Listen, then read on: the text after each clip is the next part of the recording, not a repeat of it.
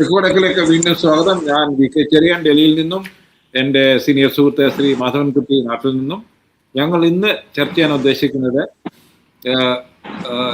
വളരെ വളരെ ഡിസ്റ്റർബിംഗ് ആയിട്ടുള്ള ഒരു ന്യൂസാണ് മിസ്റ്റർ കുട്ടി. അതായത് ഇന്ത്യ ബ്ലോക്കിന്റെ ബ്രെയിൻ ട്രസ്റ്റ് ആയിട്ട് ആയിരുന്ന സി പി എമ്മും സീതാറാം യെച്ചൂരിയുടെ മരണത്തിന് ശേഷം ഇപ്പോൾ ഒരു സംസാരം ഉണ്ടായിരിക്കുന്നു, ഇന്ത്യ ബ്ലോക്ക് നിന്നും സി പി എം വിടണം എന്നുള്ള ഒരു സംസാരം. അത് ഞങ്ങൾ ഡൽഹിയിൽ ഇരിക്കുന്നവരെ സംബന്ധിച്ചോളം വളരെ വളരെ ഡിസ്റ്റർബിംഗ് ആണെന്ന് പറയേണ്ടി വരും. എന്താണെന്ന് വെച്ചാൽ ഈ ഡിബേറ്റ് എപ്പോൾ വന്നിട്ടുണ്ടപ്പോഴും ബംഗാളിലെ അവശേഷിക്കുന്ന കമ്മ്യൂണിസ്റ്റ് പാർട്ടി വളരെ വളരെ സീരിയസ് ആയിട്ട് ഒബ്ജക്ട് ചെയ്തിട്ടുണ്ട്. ഞാൻ കേട്ട നോർത്ത് ഇന്ത്യയിലെ മിക്ക സി പി എമ്മിന്റെ സഖാക്കളും ഇതിനെതിരാണ്. താങ്കൾ പറഞ്ഞ പോലെ ഫാസിസ്റ്റ് വിരുദ്ധ മുന്നണിയുടെ ശക്തി കുറയ്ക്കുന്ന ഒരു നീക്കവും സി പി എം ചെയ്യരുത് എന്നാണ് അവരൊക്കെ പറയുന്നത്. കാര്യം വെച്ചാൽ അവർക്ക് ഹിന്ദി ബെൽറ്റിലെയും ബംഗാളിലെയും ത്രിപുരയിലെയും സിറ്റുവേഷൻ വളരെ കൃത്യമായി അറിയുന്നതുകൊണ്ടായിരിക്കണം നാട്ടിൽ ഭരിക്കുന്ന സി പി എമ്മിനെ കേരളത്തിൽ ഇലക്ഷൻ ജയിക്കാൻ വേണ്ടി ഉള്ള ഒരു മൂവായിട്ടാണ് എനിക്ക് തോന്നുന്നത്. താങ്കൾക്ക് എന്ത് തോന്നുന്നു ഇതിനെപ്പറ്റി? എനിക്കും അത് തന്നെയാണ് തോന്നുന്നത്. രണ്ടു തരത്തില്, ഒന്ന് തികഞ്ഞ പാർട്ടി ഇങ്ങനെ ഒരു നീക്കമുണ്ടെങ്കിൽ, ആ നീക്കമുണ്ടെന്നുള്ളത് കഴിഞ്ഞ 2 ദിവസമായി നാം കേൾക്കുന്നു. അതിന്റെ മൂർത്ത സാഹചര്യം നമുക്ക് ചെറിയാൻ പറഞ്ഞത് കൃത്യമാണ്.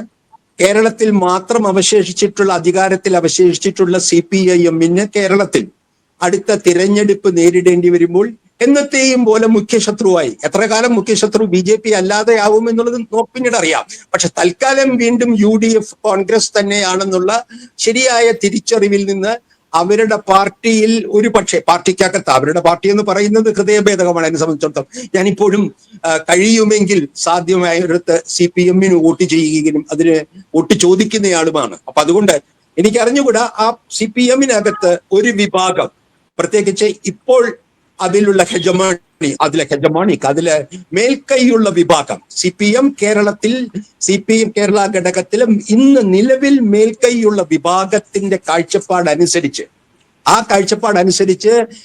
കോൺഗ്രസിനുള്ള ശക്തമായ വാദമുഖങ്ങൾ അവതരിപ്പിച്ച് ജയിക്കണമെങ്കിൽ കേരളത്തിൽ ഇന്ത്യ ബ്ലോക്ക് അതിന് തടസ്സമാണ് എന്ന വാദത്തിന് തീർച്ചയായും ശക്തി കൂടുകയാണ്. അത് തീർച്ചയാണ് ചെറിയാൻ. അങ്ങനെ അതിന്റെ അന്തർധാരയല്ല, അത് പൊതുവെ നമുക്ക് ഇന്നത്തെ വാർത്തകളും സംഭവ വികാസങ്ങളും മനസ്സിലാക്കുന്ന ആർക്കും അറിയാം.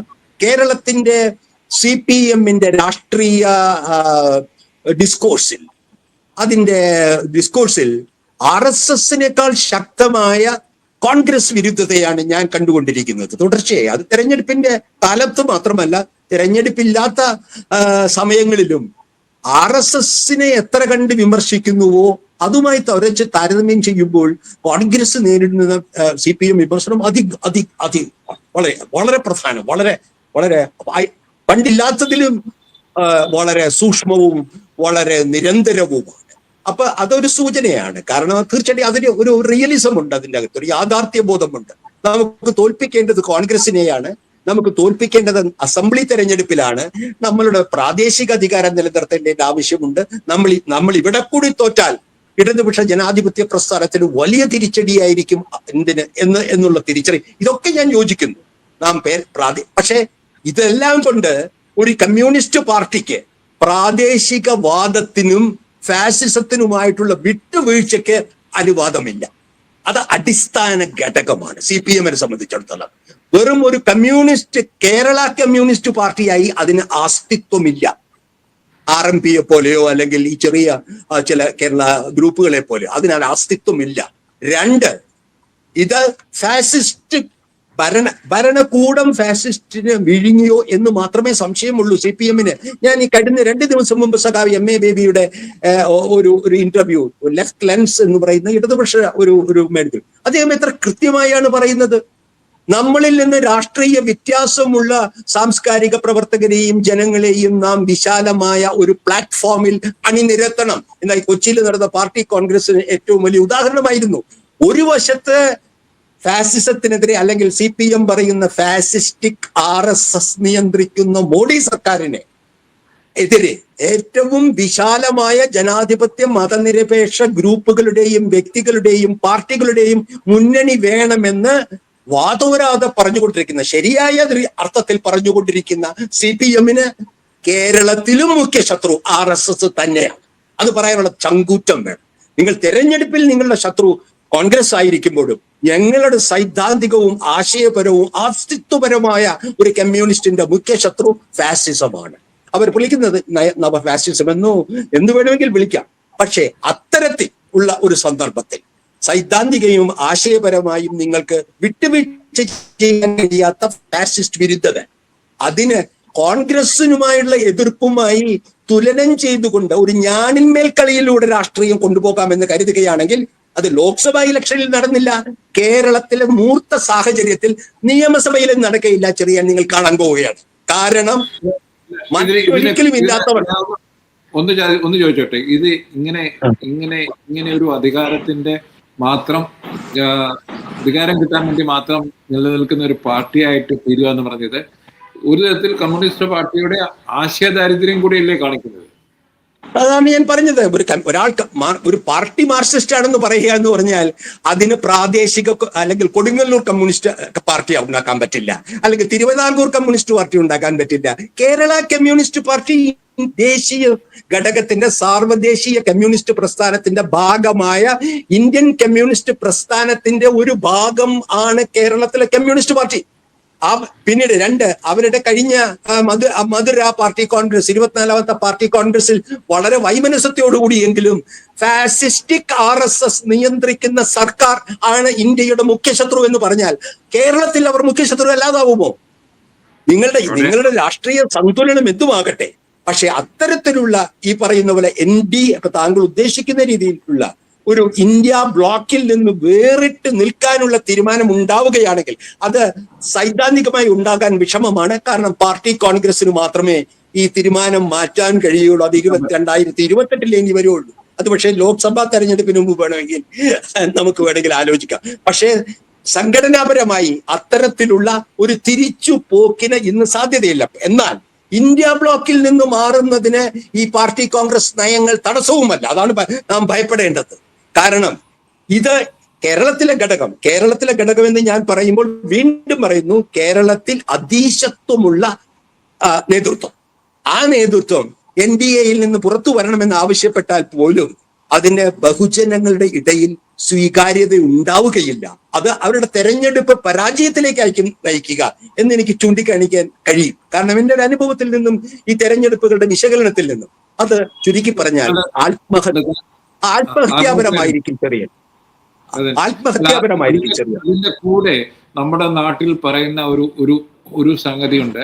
അതായത് കേരള CPM ആണ് ദേശീയ CPM-ന്റെ വളരെ വളരെ വളരെ താഴ്ന്ന നിലവാരത്തിലുള്ള കമന്റുകൾ വരാറുണ്ട്. അതായത് സെൻട്രൽ ഓഫീസ്, ഡൽഹിയിലെ സെൻട്രൽ ഓഫീസിലെ കാറിന് പെട്രോൾ അടിക്കണമെങ്കിൽ കേരളത്തിൽ നിന്നുള്ള സഖാക്കളുടെ പൈസ എത്തിയിരിക്കണം എന്നുള്ള രീതിയിലുള്ള ഒരു സംഭാഷണം നമ്മൾ കേൾക്കാറുണ്ട്. ഞാൻ പലപ്പോഴും പറയാറുള്ളത്, നിങ്ങൾ ഒരു കാര്യം മറക്കുന്നു, ബംഗാളിൽ അവർ 35 കൊല്ലം ഭരിക്കുകയും അവിടെ ഭരണം മാറിയപ്പോൾ ഒരു ടെലിഗ്രാഫിൽ ന്യൂസ് വന്നിരുന്നു. അതായത് വിമാൻ ബാസുവിന്റെ പേരിൽ SBIയിലെ 50 or 100 കോടി രൂപയുണ്ട്.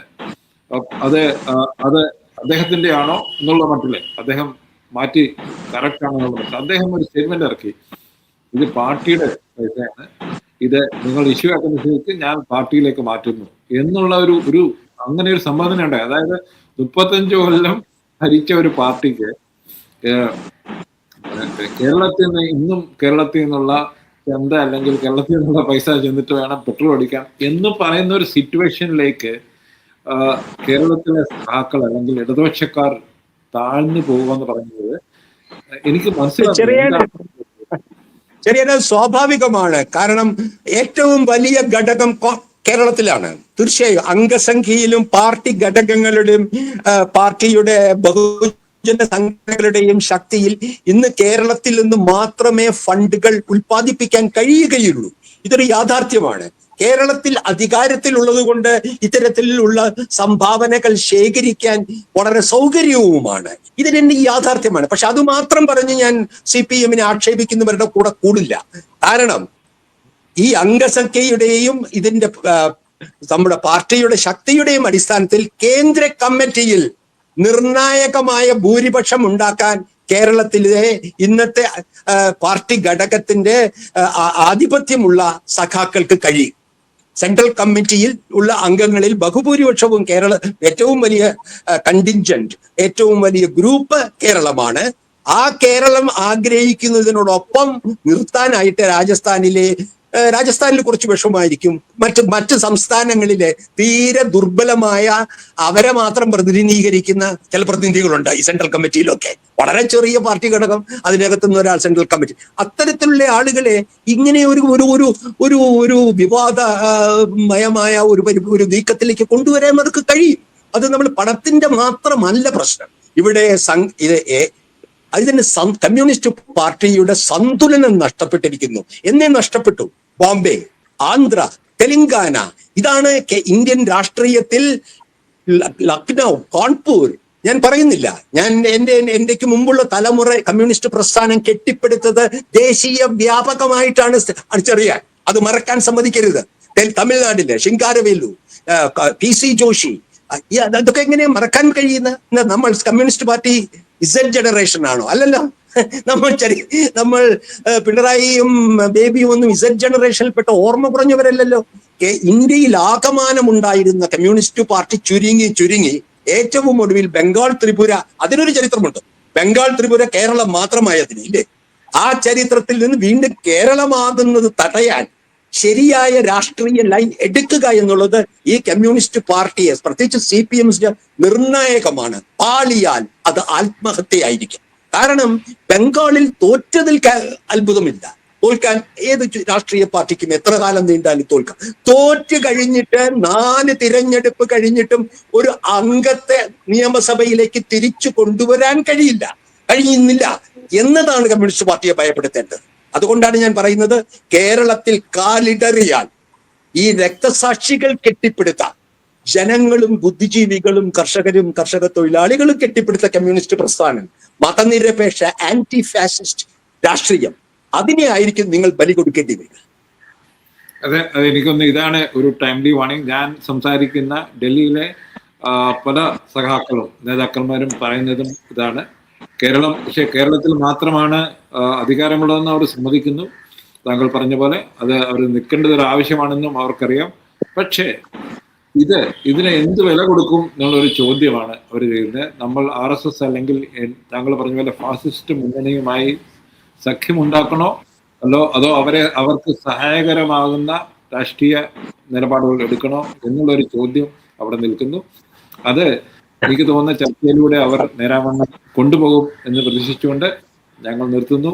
നന്ദി. ഞാനത് ചെറിയ ഒരു കാര്യം കൂടി പറഞ്ഞ് അവസാനിപ്പിക്കാം. കേരളത്തിൽ വരുന്ന നിയമസഭാ തെരഞ്ഞെടുപ്പിൽ കോൺഗ്രസ് ജയിക്കുന്നതിലും ഭേദം ഒരു 10 BJP-ക്കാർ നിയമസഭയിൽ ഉണ്ടാവലാണ് ഇടതുപക്ഷത്തിന് സ്വീകാര്യമെങ്കിൽ ഈ ഇടതുപക്ഷ രാഷ്ട്രീയം തലകീഴ് മറിഞ്ഞിരിക്കുന്നു എന്ന് നിങ്ങൾക്ക് മനസ്സിലാക്കാം.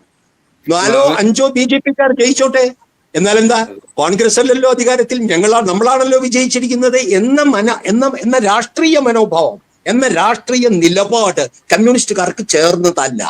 അത് മാത്രമേ എനിക്ക് നമ്മളെ പോലെ ദുർബലനായി പുറത്തു നിൽക്കുന്നവർക്ക് പറയാൻ കഴിയുള്ളൂ. അല്ല, ഞാനും അത് സമ്മതിക്കുന്നു. അത് ഒരു തരത്തിൽ പറഞ്ഞാൽ ആത്മഹത്യാപരമാണ് ബംഗാളിന്റെ.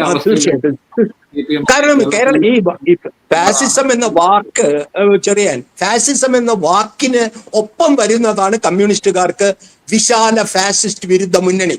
അത് ചരിത്രം അറിയുന്ന ആർക്കറിയാം. സ്പെയിനിലായാലും യൂറോപ്പിൽ ഇറ്റലിയിലായാലും ജർമ്മനിയിലായാലും എവിടെയും ഫാസിസം എന്ന വാക്ക് നിങ്ങൾ ഉച്ചരിക്കുന്നുവെങ്കിൽ അതിനോടൊപ്പം പറയാൻ കമ്മ്യൂണിസ്റ്റുകാർക്ക് ബാധ്യതയാണ് വിശാല ജനാധിപത്യ ഫാസിസ്റ്റ് വിരുദ്ധ മുന്നണി. അതിന്റെ അന്തസത്ത, അതിന്റെ രാഷ്ട്രീയം, അതിന്റെ പുറകിലെ മാർക്സിസം ലെനിനിസം കൈവിടാനാണ് കേരള ഘടകത്തിന്റെ നേതൃത്വം തീരുമാനിക്കുന്നതെങ്കിൽ നമുക്ക് കമ്മ്യൂണിസ്റ്റ് അനുഭാവികൾക്ക് അതിൽ ദുഃഖിക്കാൻ മാത്രമേ കഴിയൂ.